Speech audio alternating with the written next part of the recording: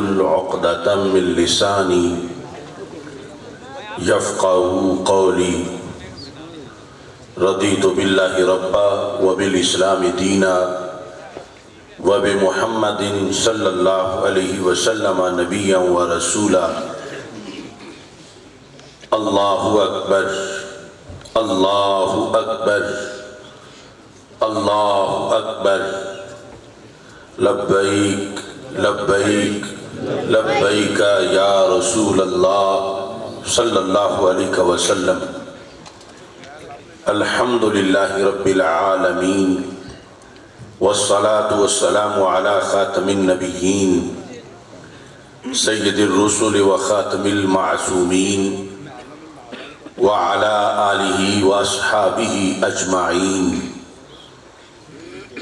أما بعد فأعوذ بالله من الشيطان الرجيم. بسم الله الرحمن الرحيم. لقد كان لكم في رسول الله أسوة حسنة. صدق الله العظيم وصدق رسوله النبي الكريم الأمين. إن الله وملائكته يصلون على النبي يا أيها الذين آمنوا صلوا عليه وسلموا تسليما. الصلاة والسلام عليك يا سيدي يا رسول الله وعلى آلك وأصحابك يا سيدي يا حبيب الله. الصلاة والسلام عليك يا سيدي يا خاتم النبيين وعلى آلك وأصحابك يا سيدي يا خاتم المعصومين. مولاي صل وسلم دائما أبدا على حبيبك خير الخلق كلهم. خدایا بحق بنی فاطمہ کہ بر قول ایماں کنی خاتمہ. اگر دعوتم رد کنی ور قبول منو دستو دامان آل رسول صلی اللہ علیہ وسلم. اللہ تبارک و تعالی جل جلالہ وعم نوالہ واتم برہانہ وعظم شانہ وجل ذکرہ وعز اسمہ کی حمد و ثنا اور حضور سرور کائنات مفخر موجودات زینت بزم کائنات دستگیر جہاں غم گسار زماں سید سروراں حامی بے کساں قائد المرسلین خاتم النبیین والمعصومین احمد مجتبی جناب محمد مصطفیٰ صلی اللہ علیہ وآلہ وآصحابہ وبارک وسلم کے دربار گوہر بار میں ہدیہ درود و سلام عرض کرنے کے بعد السلام علیکم ورحمۃ اللہ وبرکاتہ. رب ذوالجلال کے فضل اور توفیق سے ساہیوال کی سرزمین پر عظیم دینی درسگاہ جامعہ محمدیہ کے سالانہ جلسہ دستار فضیلت اور ختم بخاری شریف کے موقع پر آج کا یہ عظیم الشان اجتماع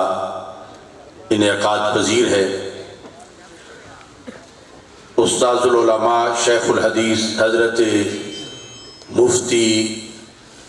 محمد امام بخش ندیم سیفی صاحب حافظہ اللہ تعالی آپ کی سرپرستی میں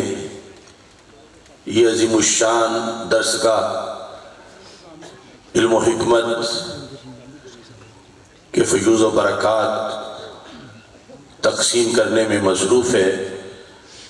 اور آج علماء کرام کی ایک جماعت جنہوں نے سال ہا سال قرآن و سنت کے نور سے اپنے سینے منور کیے، درس نظامی کی تکمیل کی اور دورہ حدیث شریف مکمل کرنے کے بعد آج اس مقام پہ پہنچے ہیں کہ آج ان کی دستار فضیلت ہو رہی ہے. یہ قبلہ صاحبزادہ صاحب اور دیگر شیوخ اساتذہ اپنے ہاتھوں سے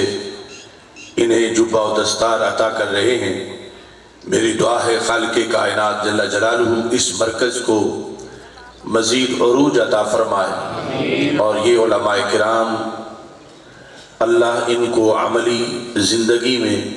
آسانیاں عطا فرمائے، شرح صدر عطا فرمائے، اور قرآن و سنت کا جو نور حاصل کیا ہے آخری سانس تک آگے اس نور کو بانٹنے کی توفیق عطا فرمائے۔ خالق کائنات جل جلالہ نے انسانیت کی ہدایت کے لیے نبوت کا سلسلہ شروع کیا، اور سب سے آخر میں ہمارے آقا و مولا سید المرسلین حضرت محمد مصطفیٰ صلی اللہ علیہ وسلم کو اس دنیا میں مبعوث کیا، آپ کو ختم نبوت کا تاج پہنا کے بھیجا۔ اس وصف کی بنیاد پر آپ کے علوم و معارف دیگر انبیاء کرام علیہ السلام سے بالکل منفرد ہیں۔ آپ کی کتاب اور آپ کا ہر خطاب اس کے اندر یہ جہت واضح ہے کہ آپ نے صرف اس وقت کہ انسان کو یہ خطاب نہیں کیا، بلکہ قیامت تک آنے والے ہر انسان کی جتنی ضرورتیں تھیں ان کو پیش نظر رکھ کے آپ نے راہوں کو روشن کیا۔ اور جس وقت آپ نے حدیث کا فیض لوگوں میں تقسیم کیا تو ہمارے آقا صلی اللہ علیہ وسلم نے اس میں بھی یہ چیز پیش نظر رکھی، اور آپ کی نگاہ نبوت آج کا منظر دیکھ رہی تھی کہ صدیوں کے گزر جانے کے باوجود میری امت میں میری حدیث سننے کا کتنا شوق ہوگا، کس قدر گھر چھوڑ کے سال ہا سال سفر کر کے پڑھیں گے، اور پھر ایک ایک حدیث کے لیے اپنے گھروں سے نکل کر راتوں کو جاگ کر کس طرح اہتمام کریں گے۔ ہمارے آقا صلی اللہ علیہ وسلم نے ارد گرد بیٹھے صحابہ کرام رضی اللہ تعالی عنہم کو فرمایا، تسمعون، کہ تم میرے فرامین کو بڑے شوق سے سن رہے ہو، لیکن یہ یاد رکھو زمانہ تمہیں بھی شوق سے سنے گا۔ تسمعون ویسمع منکم، یہ غیب کی خبر تھی، صرف ایک کل کی نہیں کروڑوں کل کی خبر تھی۔ یسمع منکم، تم سے بھی سنا جائے گا، تم جہاں بھی دنیا میں جلوہ گر ہوگے اس خوشبو کے لیے تمہاری طرف شوق اور عقیدت کے کارواں چلیں گے۔ وَيُسْمَعُ مِمَّن يَسْمَعُ مِنْكُمْ، اے صحابہ پھر جو تمہارے شاگرد ہوں گے وہ بھی زمانے کے امام بنیں گے، وہ بھی ستاروں کی طرح چمکیں گے، اور ان سے بھی روشنی لینے کے لیے لوگ پہنچیں گے۔ اب دیکھو صحابہ و تابعین رضی اللہ تعالیٰ عنہم کا زمانہ گزرے ہوئے کتنا وقت گزر چکا ہے، اور ہمارے آقا صلی اللہ علیہ وسلم کا ایک ایک لفظ کیسے زندہ ہے کہ آج بھی دلوں میں شوق ہے کہ ہم سنیں کہ ہمارے آقا صلی اللہ علیہ وسلم نے کیا فرمایا، اس کا مطلب کیا ہے، اس کا معنی کیا ہے، سرکار تک پہنچنے کے لحاظ سے اس کے سورسز کیا ہیں، چین آف اتھارٹیز کیا ہے۔ ارے یہ تو سرکار دو عالم صلی اللہ علیہ وسلم کے مقدس زبان سے نکلے ہوئے لفظ ہیں۔ ایک عاشق صادق تو صرف و نحو بھی اس لیے پڑھتا ہے کہ یہ میرے نبی علیہ السلام کی بولی ہے جو میں سیکھ رہا۔ حضرت سیدنا حسن بصری رضی اللہ تعالیٰ عنہ جو طریقت کے بھی بڑے امام ہیں، اور مجھے تو یہ شرف حاصل ہے کہ میری جو علمی سند ہے بغداد شریف کی وہ حضرت امام حسن بصری رضی اللہ تعالیٰ عنہ کی نسبت اور ان کے وسیلے سے تاجدار حل عطا حضرت علی المرتضی رضی اللہ تعالیٰ عنہ تک پہنچتی ہے۔ آپ کے کچھ مریدین نے جب پڑھنا شروع کر دیا اور وہ رٹے لگا رہے تھے، دربا دربا دربو دربت، گردانے، اور پھر صرف کے سبق پکا رہے تھے، ناو پکا رہے تھے. تو کسی نے ان کی شکایت امام حسن بصری کے پاس لگائی کہ یہ اس طرف کیوں توجہ کر رہے ہیں، انہیں محض اپنے اوراد و وظائف کی طرف متوجہ رہنا چاہیے. تو حضرت حسن بصری رضی اللہ تعالیٰ عنہ نے قیامت تک یہ دین پڑھنے والے طلباء کا جو راستہ ہے اس کو بڑا قابل رشک بنا دیا. آپ نے فرمایا احسنوا یتعلمون لغت نبیہم، میرے مریدوں نے بڑا اچھا کام کیا، یہ فضول کام نہیں، یہ تو اپنے نبی کی بولی سیکھ رہے ہیں. تو حدیث پڑھنا، تفسیر پڑھنا تو بہت اونچا مرتبہ و مقام ہے. مطلقاً صرف و نحو میں بھی یہ جہت ہے کہ ہم اپنے محبوب صلی اللہ علیہ وسلم کی بولی سیکھ رہے ہیں. اور جب بھی کوئی اپنے محبوب کی بولی سیکھتا ہے، یہ تصور کرتا ہے، تو پھر صرف کا علم بھی خشک نہیں رہتا، پھر نحو میں بھی چاشنی آ جاتی ہے. اور پھر حدیث شریف تو ایسا علم ہے کہ ہمارے آقا صلی اللہ علیہ وسلم نے رب ذوالجلال سے دعا کی، اللہم ارحم خلفائی، اے اللہ میرے خلفاء پہ رحم کر. اس وقت پاس بیٹھے صحابہ کرام رضی اللہ تعالی عنہم قرائن سے سمجھ گئے کہ اس خلافت سے مراد کا تعین آج ہمیں سرکار سے کروانا چاہیے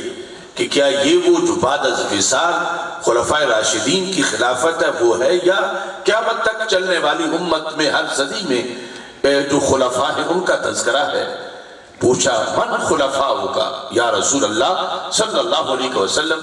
یہ آج کی جو دعا جن خلفاء کے لیے ہے خصوصی طور پر یہ خلفاء کون ہیں؟ فرمایا الذین یروون احادیث من بعدی، قیامت تک جو میری حدیث روایت کریں گے وہ میرے خلفاء ہیں. ان خلفاء راشدین کی شان تو بہت بلند و بالا ہے. یہ حدیث شریف پڑھنا پڑھانا یہ اتنا مبارک عمل ہے کہ اگرچہ بچہ کسی مزدور کا ہو، کسان کا ہو، لیکن جب اس رستے پہ چلتا ہے اور وہ اس قابل بن جاتا ہے تو وہ عام نہیں رہتا، بڑا خاص بن جاتا ہے. اور نبی اکرم نور مجسم شفیع معظم صلی اللہ علیہ وسلم نے اس کے لیے یہ لفظ استعمال کیے کہ وہ میرے نائب بن گئے ہیں اور میری حدیث، میرا قرآن، میرا دین وہ لوگوں تک پہنچا رہے ہیں. اور ساتھ ہی یہ اعزاز بھی بخشا، نضر اللہ عبدا سمع مقالتی فحفظها ووعاها واداها. آج ہم اپنے مشائخ سے، اساتذہ سے جو دعا کراتے ہیں تو اس میں بھی ہمیں یقیناً سعادت ملتی ہے، لیکن وہ دعا کتنی بڑی دعا ہے جو نبیوں کے سلطان حضرت محمد مصطفیٰ صلی اللہ علیہ وسلم نے خود مانگی ہے، پھر جن کے حق میں مانگی ہے وہ لوگ کتنے عظیم ہیں. تو میرے آقا صلی اللہ علیہ وسلم نے فرمایا نضر اللہ عبدا، میرے اللہ اس بندے کا چہرہ ہمیشہ تر و تازہ رہے، رب اسے تازگی عطا فرما دے، وہ ہمیشہ گلابوں کی طرح مسکراتا رہے،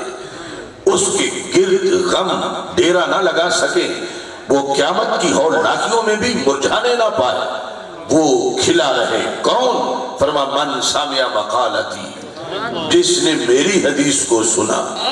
فحافظها، سن کے اسے زبانی یاد کر لیا، ووعاها، اور اسے پھر سنبھال کے رکھا، اس اپنے حفظ کی حفاظت کی، واداها، اور پھر اسے آگے کسی تک پہنچا دیا. تو آج یہ وہی مرحلہ ہمارے سامنے ہے. مولانا امام بخش ندیم اور دیگر شیوخ الحدیث انہوں نے اپنے اپنے اساتذہ سے پڑھا اور پھر اپنے شاگردوں تک پہنچا دیا. حافظها ووعاها واداها، یہ سلسلہ چلتے چلتے 14 صدیوں سے زیادہ وقت گزر گیا ہے، اور انشاءاللہ یہ زمانہ دیکھے گا کہ قیامت آ جائے گی، پھر بھی ہمارے آقا صلی اللہ علیہ وسلم کے اس علم کا جھنڈا لہرا رہا ہوگا. اور یہ لوگ بڑے خوش نصیب ہیں کہ جنہیں اس نیٹ ورک کا ایک رکن بنا دیا گیا ہے. لوگ اپنی دیگر مصروفیات بھی رکھتے ہیں، لیکن یہ بڑی قابل رشک مصروفیت ہے،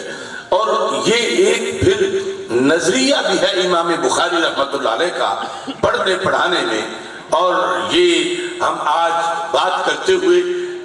فخر بھی، اللہ کا شکر بھی ادا کرتے ہیں کہ ہم جس مسلک سے تعلق رکھتے ہیں اس مسلک کے مطابق ہی پڑھنے پڑھانے کی ساری شرطیں پوری کی جا سکتی ہیں۔ یعنی پڑھنے میں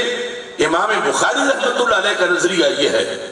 کہ دنیا کے جس کونے میں بھی کوئی پڑھ رہا ہو، کسی شیخ کے پاس یا زمانہ کوئی بھی ہو، وہ عجم میں ہو یا عرب میں ہو، وہ دوسری صدی میں ہو یا 15ویں میں ہو، جہاں بھی وہ ہو، جس وقت وہ اللہ کے رسول علیہ السلام کی حدیث پڑھتا ہے، اسے یہ یقین رکھنا چاہیے کہ وہ سرکار دو عالم صلی اللہ علیہ وسلم کی بارگاہ میں حاضر ہے اور سرکار اس کی طرف نظر کرم فرما رہے ہیں۔ یعنی یہ عقیدہ بعد میں نہیں گھڑا گیا، یہ عقیدہ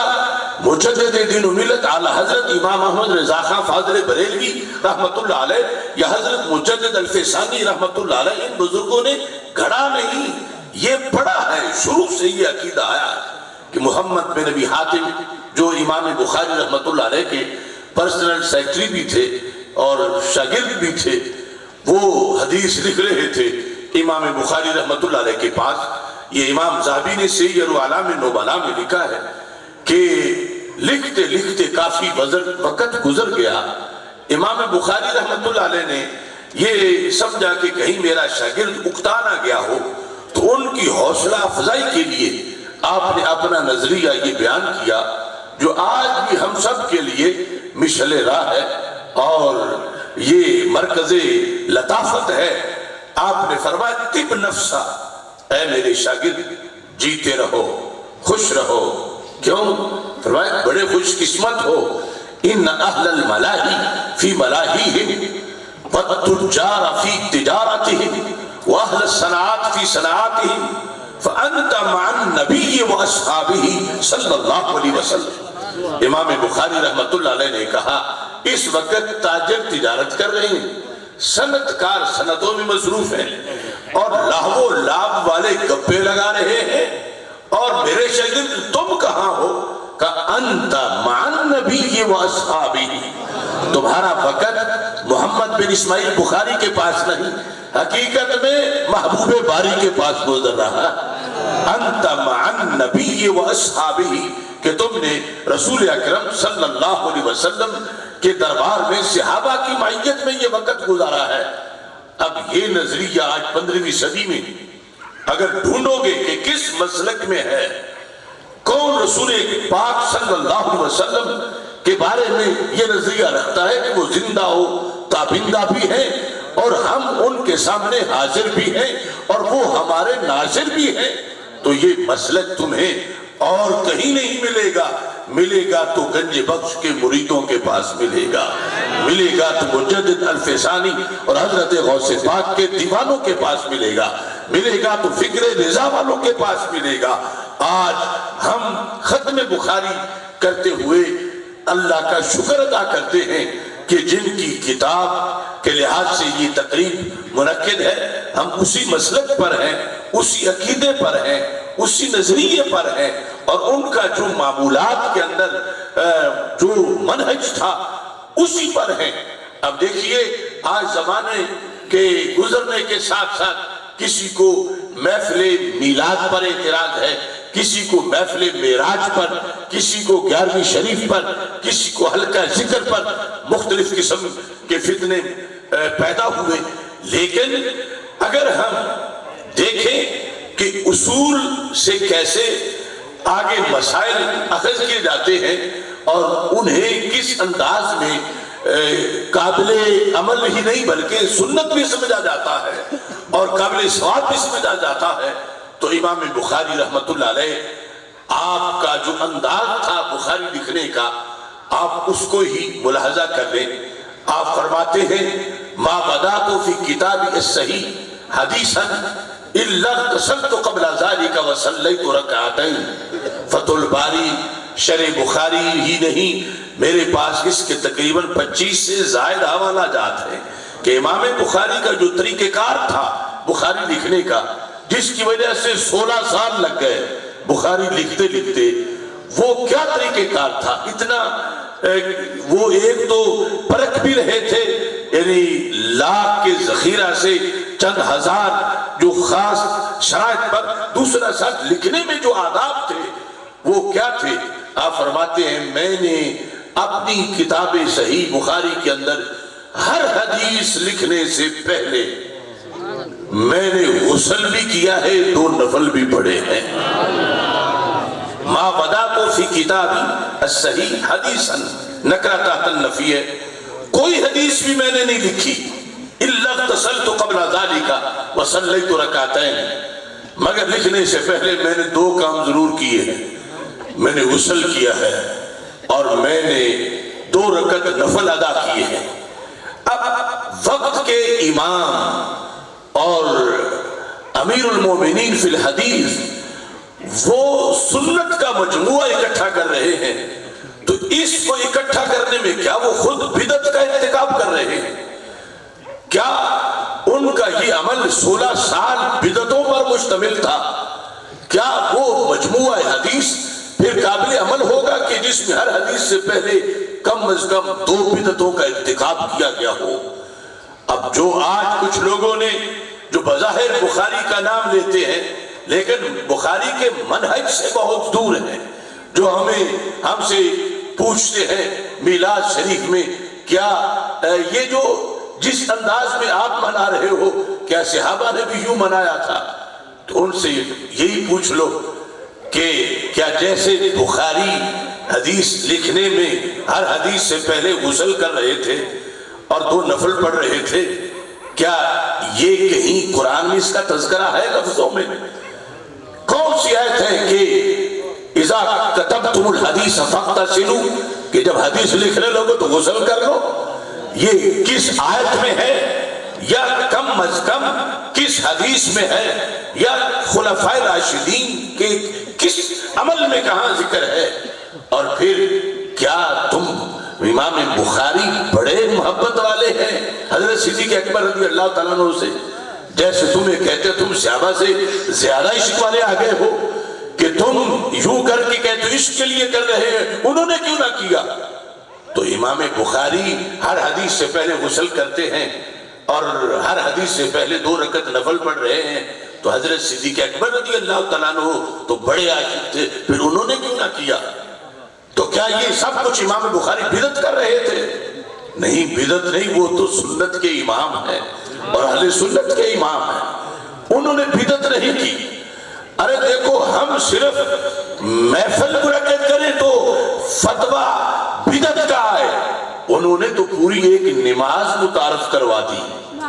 حدیث لکھنے سے پہلے کی نماز، ہر حدیث سے پہلے اس پر پابندی ہو رہی ہے کہ چونکہ حدیث لکھنی ہے تو 2 رکعت نفل پڑھنے ہیں۔ تو یہ کہاں حکم ہے اذا کتبتم الحدیث صلوا رکعتین، جب حدیث لکھنے لگے 2 رکعت پڑھو؟ یہ کوئی آیت نہیں، کوئی حدیث نہیں، صحابہ کا عمل نہیں، لیکن بخاری نے کیوں بنا لیا؟ اور بنایا بھی طلب ثواب کے لیے، عبادت سمجھ کے کیا۔ وہ بدعت کی جو لیٹسٹ تعریف کرتے ہیں اس کے مقابلے میں امام بخاری کا یہ عمل واضح موجود ہے۔ اگر آج ہمارے اہل سنت کے معمولات بدعت ہے تو پہلے نمبر پہ امام بخاری پہ فتویٰ لگے گا کہ جنہوں نے ایک نیا کام ثواب سمجھ کے دین کے اندر وہ کیا اور 16 سال کیا، اور اگر یہ بدعت ہے تو پھر اسے بدعت کہنے والے کو اپنا علیحدہ ذخیرہ حدیث کا ڈھونڈے کہ جو صحیح مسلم کے علاوہ ہو۔ یہ تو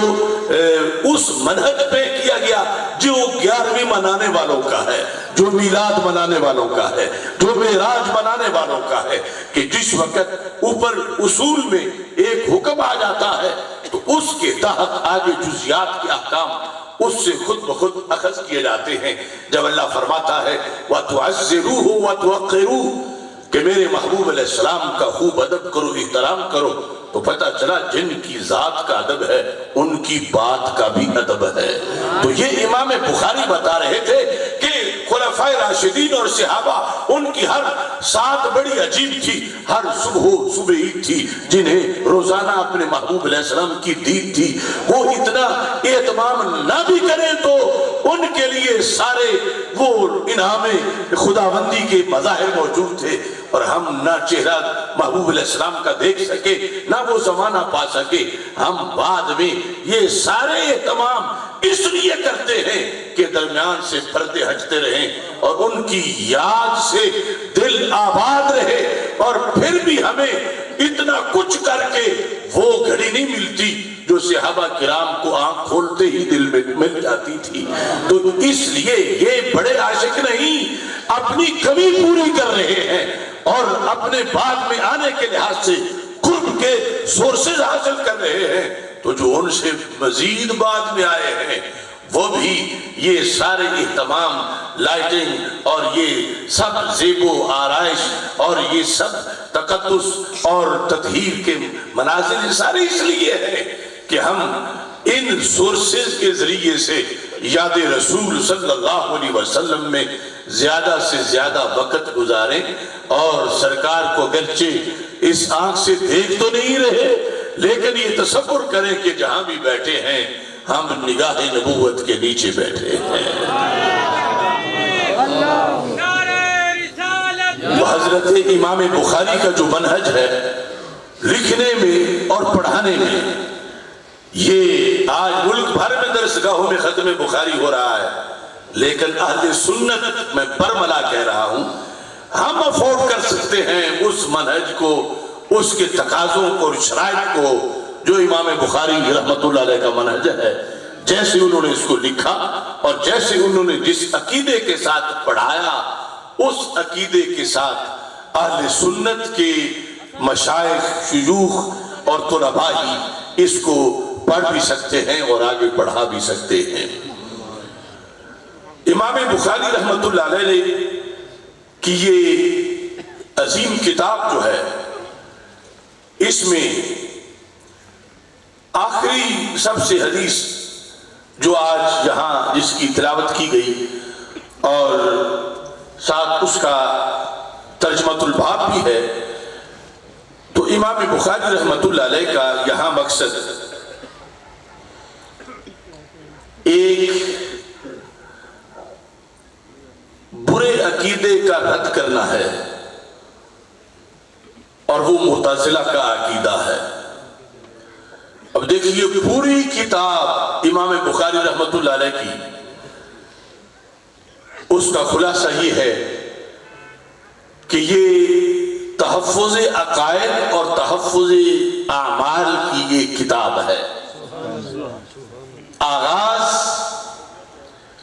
اس میں کتاب الایمان کے اندر ساری بحثیں اس پر ہیں جس سے عمل کی ویلیو ظاہر کی، اگرچہ عمل اہل سنت کے نزدیک جز ترکیبی نہیں ہے ایمان کی، لیکن جز تزیینی ضرور ہے، اور مرجئہ جو عمل کا انکار کرنے والے ہیں، اگر صرف کلمہ پڑھ لینا کافی ہے، ان کا دور تھا جب امام بخاری رحمت اللہ علیہ بخاری شریف لکھ رہے تھے، تو آغاز بھی ایک بد عقیدہ کمپنی کے رد پر مشتمل ہے، اختتام بھی ایک بد عقیدہ کمپنی کے رد پر مشتمل ہے۔ آغاز جو ہے وہ مرجئہ کے رد سے ہے اور اختتام معتزلہ کے رد سے ہے۔ معتزلہ کا یہ مذہب تھا کہ اعمال فضا میں مل جاتے ہیں، یہ عرض ہیں، اور قیامت کے دن حقیقی طور پر کوئی وزن نہیں ہوگا، وہ اعمال کے وزن کے منکر تھے۔ تو امام بخاری رحمت اللہ علیہ نے آخری جو بحث کی وہ وزن اعمال پر کی، آخری باب یہ قائم کیا، اور پھر اتنی مناسبت ہے چونکہ پہلا نیت سے شروع کیا اور نیت کا تعلق اعتقاد کے ساتھ ہے، اور یہ عمل کی بنیاد ہے اور اس کا مقام دنیا ہے، اور وزن کا تعلق آخرت کے ساتھ ہے، اور آخرت کا تعلق خاتمے کے ساتھ ہے اور خاتمے کا تعلق اختتام کے ساتھ ہے، تو امام بخاری جو ہر کتاب میں آخر میں وہ چیز لاتے ہیں جو خاتمے پہ دلالت کرے، تو پوری کتاب کا خلاصہ بھی یہ ہے کہ آغاز جو ہے نیت سے کیا جس کا مقام ابتدا میں ہوتا ہے، اور اختتام عمل کے وزن پہ کیا جس کا مقام انشاءاللہ آخرت میں آنے والا ہے۔ اور درمیان میں یہ سارا یہ جتنی بھی لکھی وہ یہ کہ پھر بندے کے عمل کا وزن کیسے بنتا ہے۔ اگر ایمان نہیں تو عمل کا کوئی وزن نہیں، پھر کھوکھلا ہے، پھر اس کی کوئی حیثیت نہیں۔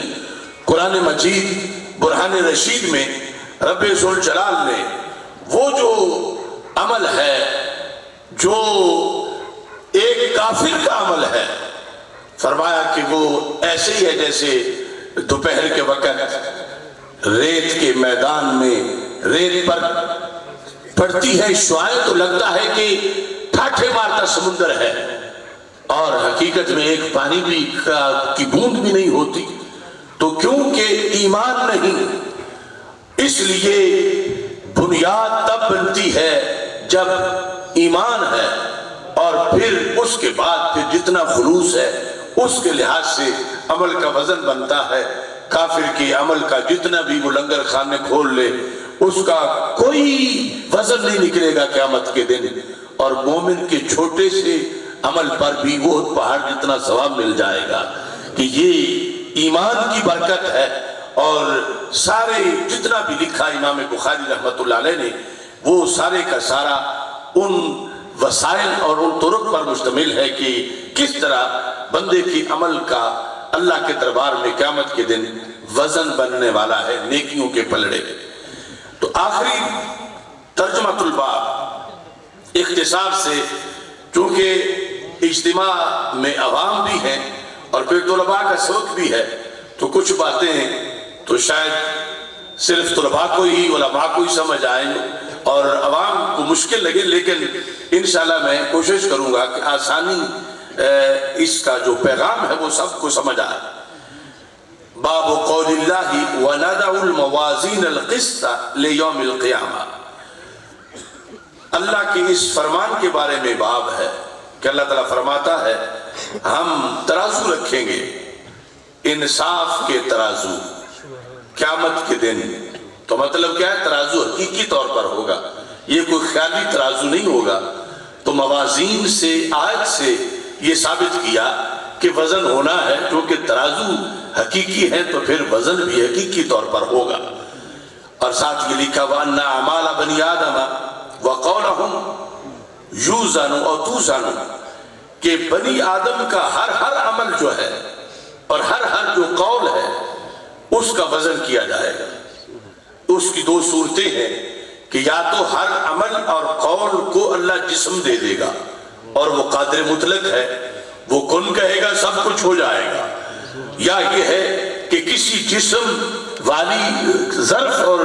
چیز کے اندر قول اور عمل جو ہے ان کو ڈالا جائے گا، اور اس طرح قیامت کے دن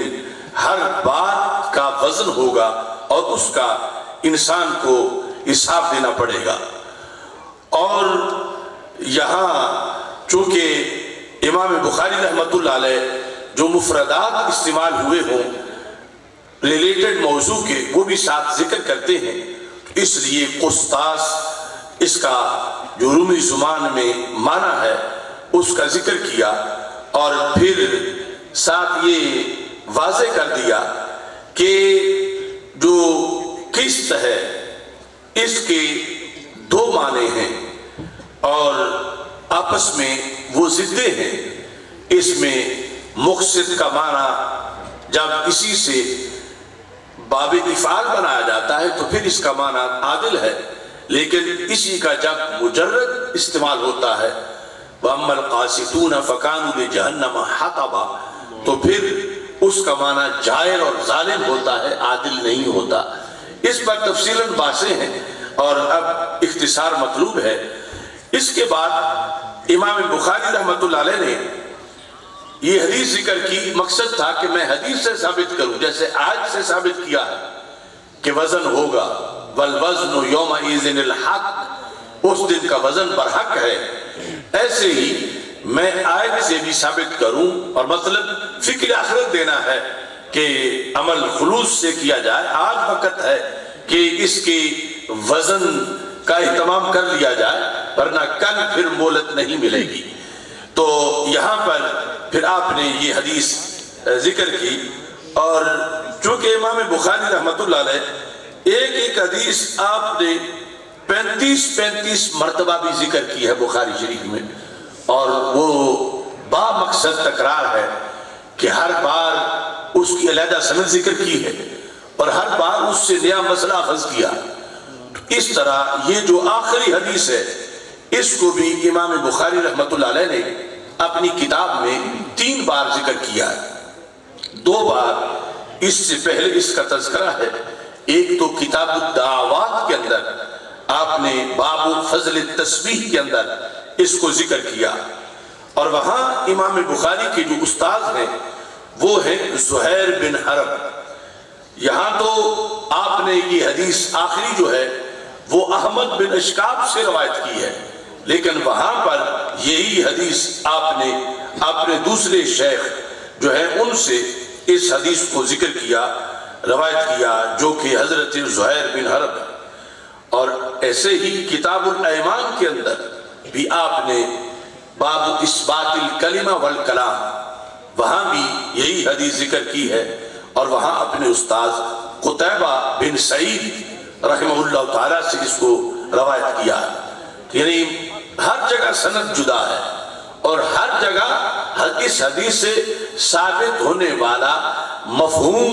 मकसद, जो दावा है इमाम बुखारी का, वो जुदा है। तो इस तरह यानी तकरार भी किया, तो इन फवायद के पेश नजर इमाम बुखारी रहमतुल्लाह अलैह ने किया। यहां जब इसको तीसरी बार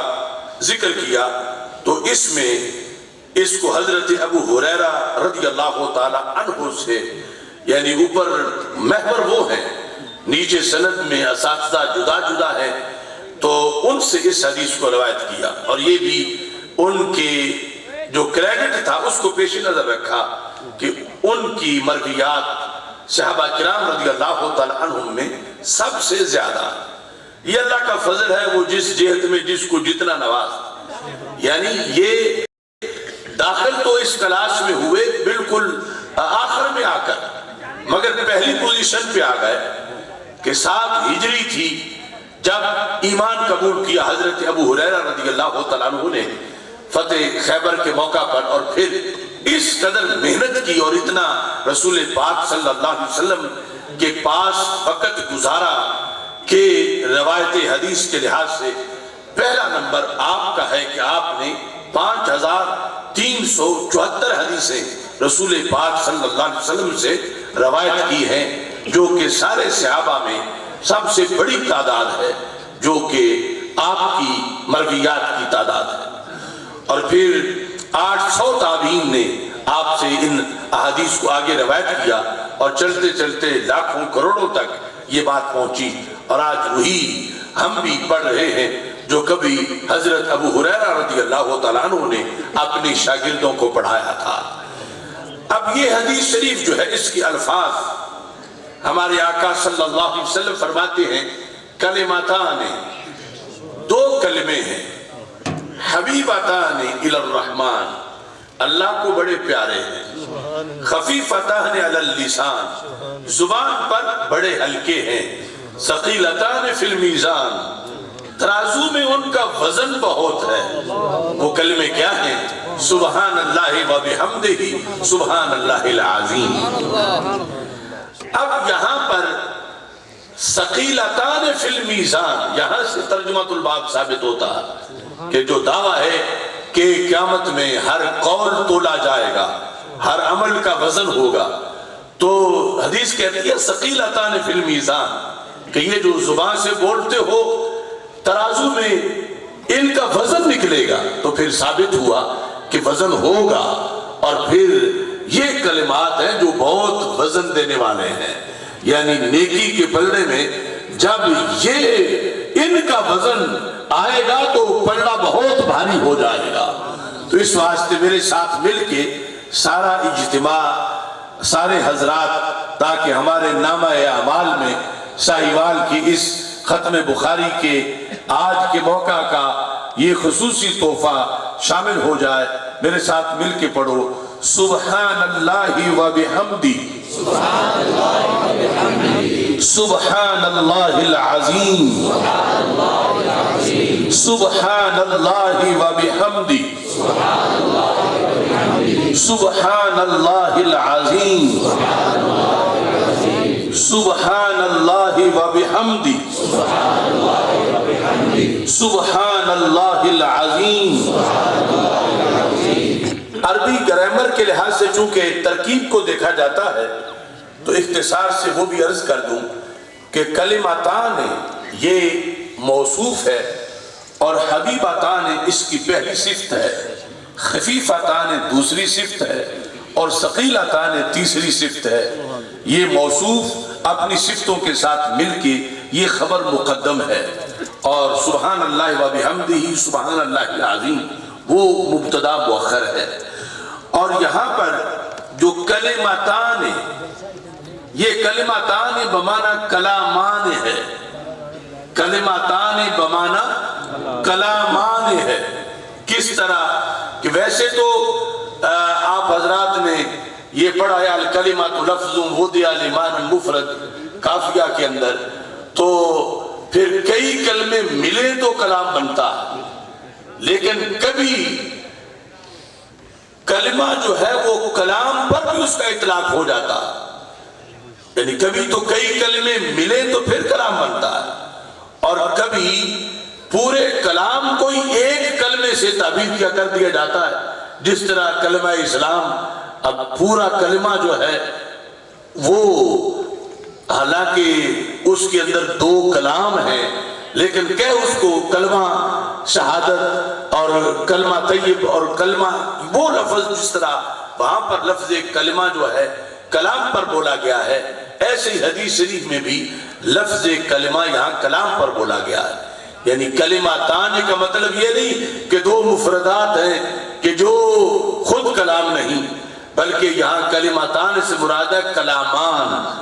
دو کلام ہیں جن کی آگے شان بیان کی جا رہی۔ حبیبتان یہ فعیلہ بمعنی مفعولہ ہے، یعنی حبیبتان ہے محبوبتان، کہ دو کلمے ہیں محبوب کلمے۔ محبوب کلمے کا مطلب کیا ہے کہ ان کا پڑھنے والا اللہ کا محبوب بن جاتا ہے، ان کا ورد کرنے والا اللہ کا محبوب بن جاتا ہے، ان کو سننے والا اللہ کا محبوب بن جاتا ہے، ان کو لکھنے والا اللہ کا محبوب بن جاتا ہے۔ کلمتان حبیبتان یہ تبلیغ در تبلیغ ہے، یعنی ایک تو یہ ہے کہ سبحان اللہ و بحمدہ سبحان اللہ العظیم، اس میں مقصد امام بخاری رحمت اللہ علیہ نے یہ ڈھونڈا کہ ثابت کیا جائے کہ اعمال کا وزن ہونا، پھر یہ ہے کہ یہ امت کے لیے ورد وظیفہ ہے کہ جہاد سمندروں کی اس جتنے بھی گناہ ہو تو یہ کلمات پڑھے تو وہ گناہ بخشے جاتے ہیں۔ اور مقصد جب رسول اکرم صلی اللہ علیہ وسلم یہ امت کو تحفہ دینا چاہتے ہیں تو یوں بھی سرکار فرما سکتے تھے قولوا سبحان اللہ و بحمدہ سبحان اللہ العظیم، یہ آغاز ہی قولوا سے ہوتا کہ یہ کہو، لیکن ہمارے آقا صلی اللہ علیہ وسلم نے اس سے پہلے ایک گفتگو فرمائی، وہ پوری تمہید ہے۔ کلمتان حبیبتان الی الرحمن خفیفتان علی اللسان ثقیلتان فی المیزان، یہاں تک جو گفتگو ہے، اس گفتگو سے بھی ایک قیامت تک کے مبلغین علماء اور قیامت تک کے محققین کو یہ طریقہ بھی بتایا کہ تبلیغ کرنی کیسے ہے۔ اگرچہ سرکار دو عالم صلی اللہ علیہ وسلم کا لفظ سننے کا کتنا شوق ہے سامعین کو، اور جو حکم دیں گے کرنے والے فوراً تیار ہو جائیں گے کہ ہم یہ ورد ابھی شروع کر دیں، لیکن پھر بھی ہمارے آقا صلی اللہ علیہ وسلم نے فرمایا کہ جو قوم کو پیغام دینا ہو اس سے پہلے اس کا فائدہ ان کو بتا دو تاکہ ان کے اندر شوق پیدا ہو جائے کہ ہمیں جو حکم دیا جا رہا ہے اگر ہم یہ کام کریں گے تو ہمیں ملے گا کیا. جب یہ چیز کسی بھی حکم کو پہنچانے سے پہلے مبلغ قوم کو بتا دے گا تو اب اس پر عمل کے چانسز بہت زیادہ ہو جائیں گے کہ دل میں شوق ہوگا. اگرچہ یہ کام سخت ہے لیکن اس کا فائدہ بڑا ہے. اور پھر فائدہ دیکھنے کے لحاظ سے بندہ دیکھتا ہے کہ یہ کام کروں گا تو اس میں وقت کتنا لگے گا, اس میں مشقت کتنی آئے گی, یہ تھوڑے ٹائم میں ہوگا یا زیادہ, اس کو دیکھ کر بھی کوئی فیصلہ کرتا ہے کروں یا نہ کروں. پھر یہ ہے کہ اگر میں یہ کروں گا تو لوگ کیا کہیں گے, اس پر مجھے ریسپانس کیا ملے گا. پھر یہ ہے کہ بندوں کا ریسپانس زیادہ ہے یا اللہ کے ہاں ایک مرتبہ کیا ملے گا, وہ میں دیکھوں. میں لوگوں کی بات چھوڑوں کہ لوگ کیا کہیں گے یا نہیں کہیں گے, اللہ اس پر کیا دے گا. اور پھر یہ میں دنیا میں جو کر رہا ہوں آخرت میں اس کا مجھے کیا فائدہ ہونے والا ہے. ایک طرف دنیا میں فائدہ, اصل یہ فائدہ ہے کہ دیکھا جائے کہ آخرت کا فائدہ کیا ہے. تو میرے آقا صلی اللہ علیہ وسلم نے سبحان اللہ و بحمدہ سبحان اللہ العظیم یہ حکم کہ یہ پڑھا کرو دینے سے پہلے ہمارے آقا صلی اللہ علیہ وسلم نے اس سلسلہ میں اٹریکشن کی جو باتیں تھیں وہ جامع طور پر اپنی امت کو عطا کی کہ یہ دیکھنا ہے کہ یہ اس کے پڑھنے سے بندے کو اللہ کے دربار میں کیا ملتا ہے, اللہ کے ہاں وہ کیسا ہوگا. فرمایا یہ وہ کلمے ہیں بندہ پڑھے تو رب کا محبوب بن جاتا ہے. پھر یہ کیا اس پر کوئی گھنٹے لگیں گے, کوئی ہفتے لگیں گے, کوئی سال لگیں گے تو پھر پڑھا جائے گا. اور پڑھنے میں کیا بڑی مشکل ہوگی. فرمایا کوئی مشکل نہیں, خفیفتان علی اللسان, پڑھو گے زبان پر بڑے ہلکے. اور پھر کیا ان کا فائدہ کیا بہت زیادہ ہونے والا ہے. اور پھر وہ آخرت کا فائدہ جو کہ دنیا کے فائدے سے بہت زیادہ بندے کو چاہیے. تو میری آقا صلی اللہ علیہ وسلم نے فرمایا ثقیلتان فی المیزان, اس کا تو اس دن بڑا وزن نکلے گا جس دن تھوڑے تھوڑے وزن کی بھی بندے کو ضرورت ہوگی کہ اگر میرا نیکیوں کا پلڑا بھاری ہو گیا تو میں جنتی بن جاؤں گا. تو اس دن اس کا بڑا وزن نکلنے والا ہے. تو اگرچہ سرکار کے حکم پر قوم ویسے بھی عمل کرنے والی تھی لیکن یہ پہلے بتایا کہ مبلغین اس طرح کر کے پہلے لوگوں کو ترغیب دے اور پھر اس ترغیب میں آ کر کوئی مشکل حکم بھی قوم کو بتا دیا جائے تو پھر لوگوں کے اندر اس پر عمل کرنے کا شوق اور ذوق پیدا ہوتا ہے. اس میں سبحان اللہ و بحمدہ سبحان اللہ العظیم, خود یہ جو کلمات ہیں ان کلمات کے اندر یہ حسن ہے کہ اللہ تعالیٰ کی صفات کی دو قسمیں ہیں. ایک ہیں صفات سلبیہ اور دوسری ہیں صفات ثبوتیہ. صفات ثبوتیہ ہے کہ وہ قادر ہے, وہ ناصر ہے, وہ علیم ہے, وہ حکیم ہے, وہ خبیر ہے, وہ رشید ہے, وہ حمید ہے. اور سلبیہ کہ وہ کمزور نہیں, وہ سوتا نہیں, وہ عاجز نہیں, وہ مخلوق نہیں, یعنی جن کے ترجمے میں نہیں آتا ہے. تو ہمیشہ جو سلب ہے یہ ثبوت سے پہلے ہوتا ہے بلا تشبیہ و تمثیل. ایک ہوتا ہے تحلیہ اور ایک ہوتا ہے تخلیہ. پہلے تخلیہ ہوتا ہے پھر تحلیہ ہوتا ہے. یہ دنیا کی چیزوں میں بھی کسی دیوار کو پینٹ کرنا چاہو تو پہلے اس کی ہر آلودگی کو دور کیا جاتا ہے پھر اس پر وہ پینٹ کیا جاتا ہے بلا تشبیہ و تمثیل. اللہ کی تو تنزیہ بیان کرنی ہے اور صرف ترتیب یہ ہے کہ جب ہم کلمہ اسلام بھی پڑھتے ہیں تو پہلے نفی ہے پھر اس بات ہے, پہلے لا ہے پھر اللہ ہے. اور یہی پورے قرآن میں, حدیث میں, تورات میں, زبور میں, انجیل میں اسی ترتیب کو پیش نظر رکھا گیا ہے کہ جہاں بھی تسبیح اور تحمید یہ اکٹھی آئی ہے تو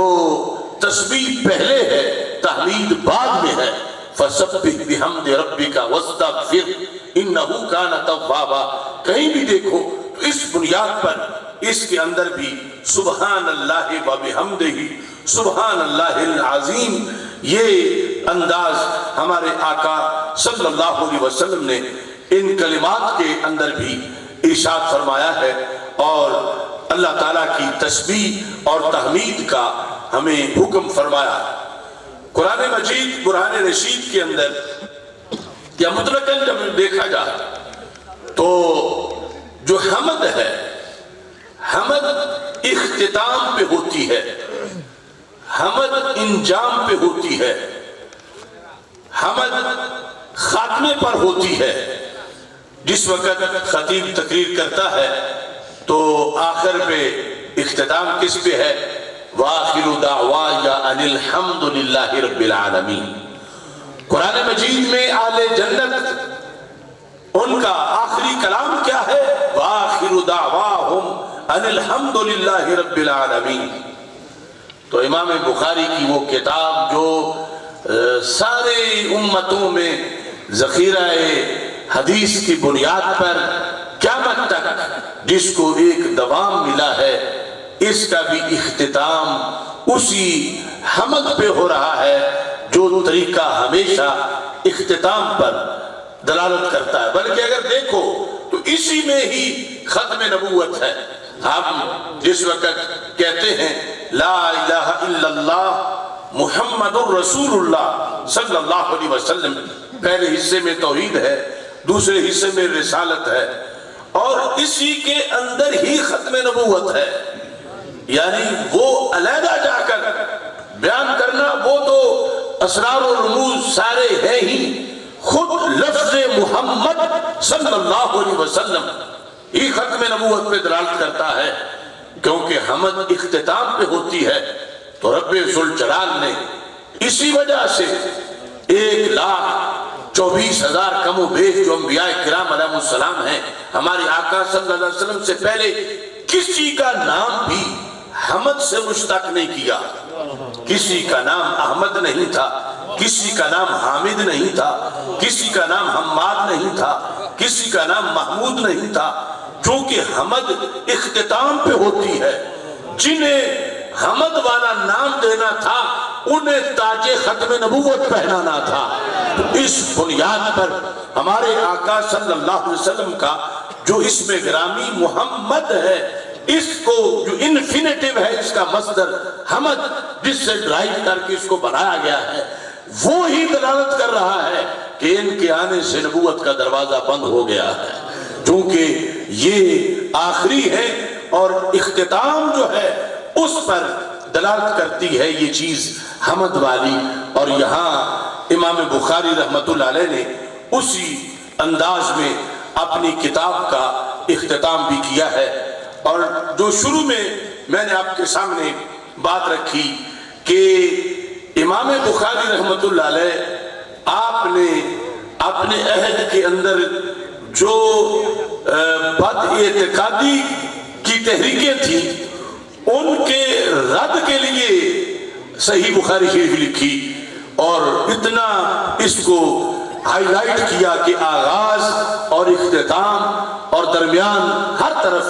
اس چیز کو پیش نظر رکھا کہ جو بھی معاشرے کے اندر بدی پنپ رہی ہو، عالم کا فرض ہے کہ اس کا رد کرے.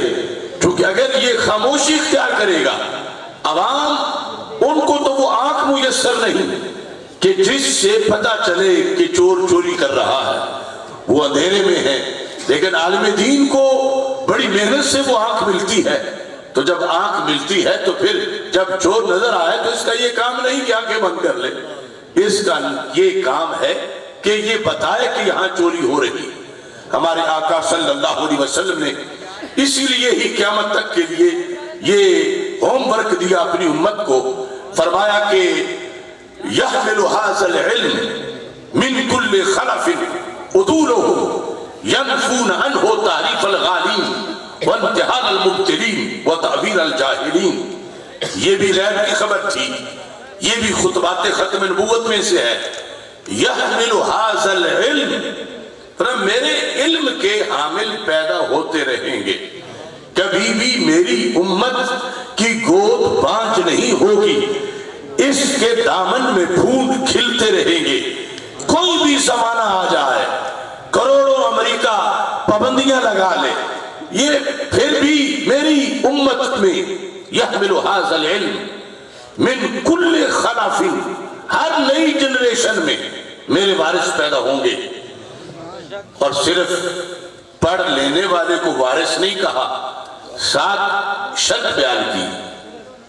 اس کا سنی ہونا، عدولہ، کہ جو عالم بھی ہوگا اور عادل بھی ہوگا۔ اور عدل کی دو قسمیں ہیں، ایک ہے عدل قول کا، ایک ہے فعل کا، اور ایک ہے اعتقاد کا۔ سب سے بڑا عدل اعتقادی عدل ہے، اور سب سے بڑا ظلم اعتقادی ظلم ہے۔ ارے ویسے تو بخاری میں ہے کہ 100 کا قاتل بھی بخشا گیا، کتنا بڑا ظالم تھا، بخشا گیا، مگر اگر نہیں بخشا جائے گا تو اعتقادی ظالم نہیں بخشا جائے گا۔ اس لیے تو فرمایا گیا ان الشرک لظلم عظیم، شرک سب سے بڑا ظلم ہے۔ یہ کیوں نہیں کہا جس نے 100 بندے مارے وہ سب سے بڑا ظالم ہے، حالانکہ کتنا بڑا اس نے ظلم کیا، ایک خون ناحق کتنا بڑا ظلم ہے، لیکن سب سے بڑا ظلم اعتقادی ظلم ہے، اور سب سے بڑا عدل اعتقادی عدل ہے، اس کے تحت سارے عدل ہیں۔ اور اگر اعتقادی عدل دیکھا جائے تو پھر اہل سنت کو اصحاب عدل کہا جاتا ہے۔ کہیں ایک ظلم، کہیں 2 ظلم، کہیں 4 ظلم، کہیں 10 ظلم، کہیں عقیدہ توحید میں ظلم، کہیں عقیدہ رسالت میں ظلم، کہیں اہل بیت اطہار علیہم الرضوان کے بارے میں عقیدے میں ظلم، کہیں صحابہ رضی اللہ تعالی عنہم کے بارے میں عقیدے میں ظلم، کہیں شان ولایت کے لحاظ سے عقیدے میں ظلم۔ اگر ان سارے ظلموں سے پاک مسلک دیکھنا ہے تو اسے ہی مسلک اہل سنت و جماعت کہا جاتا ہے، کیونکہ ظلم ہے وضع الشیء فی غیر محلہ ہی، عدل ہے وضع الشیء فی محلہ ہی، جسے جیسے ماننے کا حق ہے ویسے مانے تو عدل ہے، جیسے حق ہے ویسے نہ مانے تو ظلم ہے۔ تو کچھ جیسے اللہ کو ماننا چاہیے ویسے نہیں مانتے تو وہ وہاں ظلم کر رہے،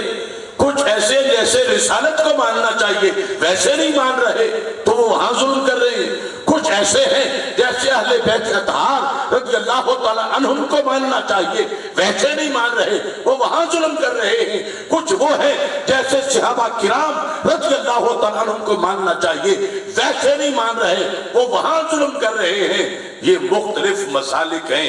ظلم کرنے والے۔ اللہ نے اہل سنت کو عدل ہی عدل کا مقام عطا فرمایا ہے۔ وَمِمَّنْ خَلَقْنَا أُمَّةً يَهْدُونَ بِالْحَقِّ وَبِهِ يَعْدِلُونَ، تو یہ جو یعدلون ہے اس کی شرط لگائی رسول پاک صلی اللہ علیہ وسلم نے کہ مطلقاً پڑھا ہوا میرا وارث نہیں، پڑھا ہوا ہو اور عادل بھی ہو، اعتقادی طور پر بھی ظالم نہ ہو۔ فرما ہر زمانے میں وارث میرے پیدا ہوں گے، وہ اہل سنت بھی ہوں گے، عالم بھی ہوں گے۔ اب آگے ان کا پھر کام بتایا، وہ پڑھ کے چپ سرکار نہیں بنیں گے، بولیں گے، کیا کریں گے؟ 3 کام بتائے، ينفون عنہ تحریف الغالین وامتحان المبتلین وتعویل الجاہلین۔ فرمایا وہ ہر زمانے میں میرے وارث ہوں گے، وہ کیا کریں گے؟ سب سے پہلا کام یہ ہے ينفون عنہ تحریف الغالین، میرے دین میں میرے علم میں جو لوگوں نے تحریف کر ڈالی ہوگی میرے وہ وارث اس تحریف کا پردہ چاک کریں گے، نفی کر دیں گے کہ یہ دین ہے یہ تحریف ہے، یہ سائڈ پہ کرو۔ ینفون نفی کریں گے عنہ تحریف الغالین، تو یہ بھی غیب کی خبر تھی کہ ایسا ہونا ہے، غالیوں نے تحریف کرنی ہے، اور میرے وارث نے پھر چپ کر کے نہیں بیٹھنا۔ اب دیکھو جب تحریف کرنے والے تحریف کر رہے ہوں اور آپ آگے کھڑے ہو جائیں کہ لوگوں یہ جو کہہ رہا ہے یہ تحریف ہے، یہ دین نہیں ہے، تو کیا اسے غصہ نہیں آئے گا آپ پر؟ اسے بھی آئے گا، اس کے مریدوں کو بھی آئے گا، اسے بھی آئے گا، اس کے کارکنوں کو بھی آئے گا کہ یہ دیکھو جو کچھ ہمارا دین ہے یہ اسے غلط کہہ رہا ہے۔ اب دو رستے ہیں، یا تو سرکار کو خوش کر لو یا پھر عوام کو خوش کر لو۔ سرکار کہتے ہیں میرا وارث لوگوں کو گلی گلی محلے محلے شہر شہر بتائے گا لوگوں اصل مدینے والا دین یہ ہے اور تحریف والا یہ ہے۔ تحریف یہ اس کی ڈیوٹی ہے، اور پھر صرف یہی نہیں، کیونکہ فتنہ ایک نہیں، غالی کریں گے تحریف وانتحال المبتلین، اور باطل پرست ہیلہ سازی کریں گے۔ فرمایا میرا وارث باطل پرستوں کے مقابلے میں بھی ڈٹ جائے گا اور کہے گا یہ ہیلہ سازی کر رہے ہیں، لہذا اصل چہرہ دین کا دکھائے گا۔ پھر فرمایا کہ وَتَعْوِيلَ الْجَاهِلِينَ، میرا وارث جاہل کی تعویل کا بھی پردہ چاک کرے گا کہ جو اپنی من گھڑت تفسیر اور من مانا دین، جسے قرآن و سنت کا پتہ نہیں لیکن کہتا ہے جو میں کہوں وہی فتویٰ چلے گا، وہی رائج ہوگا۔ فرمایا میرا وارث جاہل کی تعویل کا بھی بدلہ لے گا، باطل پرست کے ہیلہ سازی کا بھی پردہ چاک کرے گا، اور پھر جس نے تحریف کی اس کی تحریف کو بھی لوگوں کے سامنے عیاں کرے گا۔ تو پھر یہ شہادت گاہ الفت میں قدم رکھنا ہے۔ لوگ آسان سمجھتے ہیں مولوی ہونا، کہ مولوی بننے کا مطلب تو جنگ ہی جنگ ہے، یا مولوی نہیں یا پھر جنگ نہیں، پھر پاپولیرٹی کہاں، پھر لائش کی تعداد کہاں، یا تو ان سب کے ساتھ صلح کر لے، تعویل جاہل والے سے بھی اور تحریف والے سے بھی، باطل پرست سے بھی۔ اب اس کو کچھ نہیں ہے، سارے اس کو کہتے بڑے اچھے حضرت صاحب بہت اچھے ہیں، یہ کسی کو کچھ بھی نہیں کہتے، لیکن سرکار ناراض ہیں، اسے تو پڑھایا تھا کہ کچھ کہے اور یہ گونگا بن گیا ہے، اسے تو پڑھایا تھا کہ یہ چوکیدار بنے، یہ چوروں کا کمپرومائز کر کے بیٹھا ہے۔ اس روحانی سٹیج پر میں قسم کھا کے کہہ رہا ہوں، یہ سعادت علم دین والی چھوٹی نہیں، بہت بڑی ہے، لیکن اس کی ذمہ داری بھی بہت بڑی ہے۔ بلا وجہ جنت کے گیٹ پہ یہ کھڑا ہو کے پیچھے نہیں دیکھے گا، باقی تو کہیں گے جنت ہے تو فوراً داخل ہو جاؤ، عالم دین کھڑا ہو کے کہے گا یا رب، پیچھے دیکھتا ہے، فرشتے کہتے ہیں چلو چلو، کیوں یہاں تو بندہ ٹھہرتا نہیں فوراً اندر جاتا ہے، یہ کہے گا ابھی جن کو جمعہ پڑھاتا تھا وہ تو آئی نہیں، ابھی جنہیں نمازیں پڑھاتا تھا وہ تو آئی نہیں، ابھی جنہیں دورہ حدیث پڑھایا تھا وہ تو آئی نہیں، میں وہ بھی ساتھ لے کے جاؤں گا۔ اتنا پروٹوکول بلا وجہ تو نہیں ملنے والا، دنیا میں پھر اس کے لیے آزمائشیں ہیں، امتحان ہیں، اور یہ عارضی زندگی ہے، عارضی زندگی ہے۔ یہاں آزمائشوں میں وقت پتہ ہی نہیں چلے گا، گزر جائے گا، لیکن آگے جا کر پھر جو مواخذہ ہے کہ اگر لوگ گڑھے میں گرتے رہیں اور آنکھ والا آنکھ بند کر لے اور اندھوں کی تو ہے ہی نہیں، انہوں تو گرنا ہی ہے، تو پھر مواخذہ ہوگا کہ کیوں تم بیٹھے رہے چپ کر کے، کیوں بیٹھے رہے، تمہیں تو محافظ بنایا تھا اور تم چوروں کے ساتھ کمپرومائز کر کے بیٹھ گئے کہ اگر رد کریں گے تو چور گولی ماریں گے، اگر رد کریں گے تو چور گالی دیں گے، اگر رد کریں گے تو چور رکاوٹیں ڈالیں گے۔ چاہیے تھا سب کچھ کروا لیتا مگر دین پر تو پہنا دیتا۔ میرے بھائیو، ہم نے بھی زمانے میں اللہ کا فضل ہے کوئی جرم نہیں کیا، ہم نے صرف بلب جلا کے چوروں کے منہ دکھائے ہیں۔ کوئی حاجی ثناء اللہ ہو اور راتوں کو ڈاکے بھی ڈالتا ہو اور لوگوں سے ہاتھ بھی چمواتا ہو اور بڑے اعزاز لیتا ہو اور سب سمجھتے ہوں کہ یہ ہی تو ہمارا محافظ ہے، لیکن حقیقت میں چور وہی ہو اب جب وہ کر رہا ہو اور کوئی گلی میں بلب جلا دے اور حاجی ثناء اللہ رنگے ہاتھوں پکڑا جائے تو اب حاجی ثناء اللہ کیسے بخشے گا اس بلب جلانے والے کو؟ ہم نے اللہ کا فضل ہے وہی بلب جلایا جو بحیثیت مجدد الفیسانی نے جلایا تھا، جو امام فضل خیر آبادی نے جلایا تھا، جو گنج بخش نے جلایا تھا، جو غریب نواز نے جلایا تھا، جو اعلی حضرت بریلوی نے جلایا تھا۔ ہم ان کے چھوٹے سے کارکن ہیں، اپنے وقت میں ہم نے بھی جلا دیا ہے۔ اب جو رنگے ہاتھوں پکڑے گئے انہیں غصہ ہے تو ان کا غصہ جوتے کی نوک ہے۔ ماہ مدینہ اپنی تجلی عطا کریں گے، یہ ڈھلتی چاندنی تو پہلے کو پہلے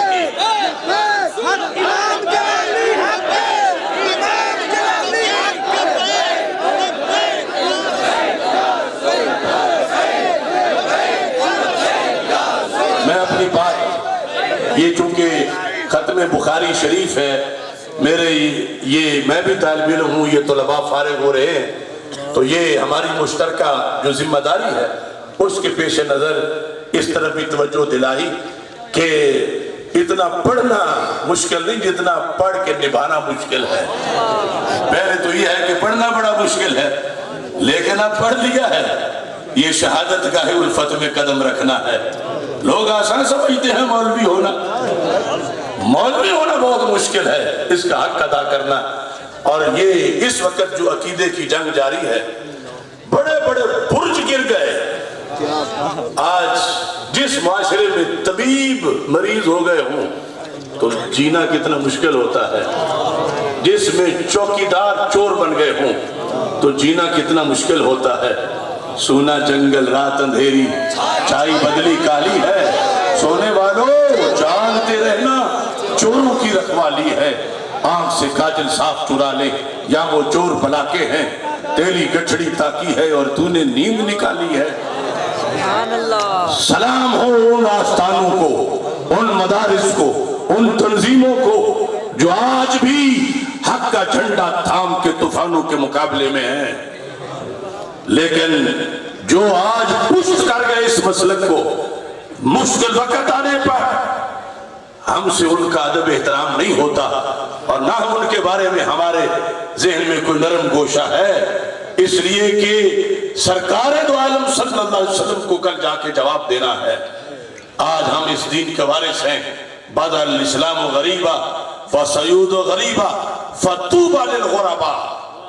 فرمایا ایک وقت آئے گا اسلام پردیسی ہو جائے گا، اور فرمایا اس وقت جو اسے گھر رکھے گا